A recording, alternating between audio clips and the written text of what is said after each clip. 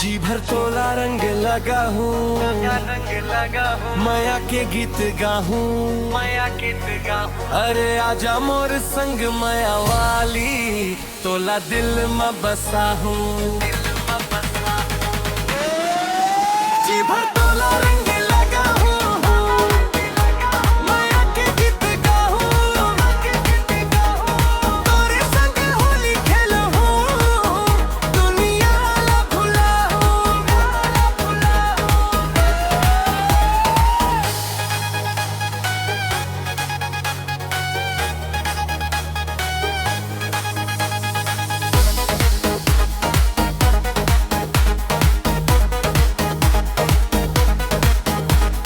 जी भर तोला रंग लगा हूँ, माया के गीत गाहूँ, अरे आजा मोर संग माया वाली, तोला दिल में बसा हूँ।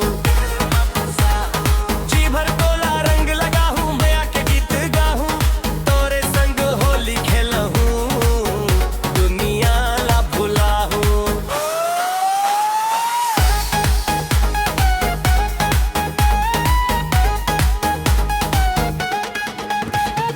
गाल में गुलाल, अखी में चमक, तोरे रूप में दिखते चांद की झलक। पिचकारी ले लिखत हूँ माया के कहानी, आज बन जा मोर होली के रानी।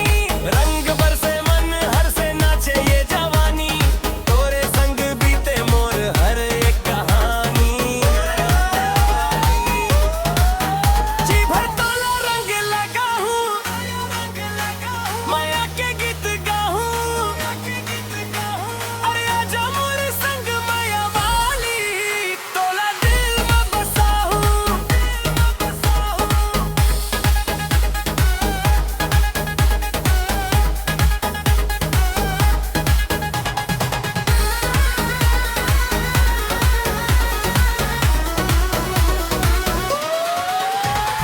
ढोल की ताल में धड़का थे दिल, तोरे बिना लागे सब कुछ खाली मिल। तोरे हंसी माँ जादू है भारी, तोर बिना अधूरी ये दुनिया सारी। अबीर उड़ते बामुन गाते मोर दिल, तोरे ना वही जपत है। जी भर तोला रंग लगा हूँ, माया के गीत गाहूँ, अरे आजा मोर संग माया वाली, तोला दिल में बसा हूँ।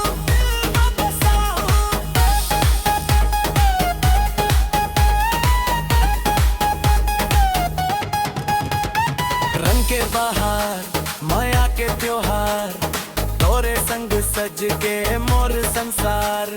हाथ में हाथ धर नाचब संगी,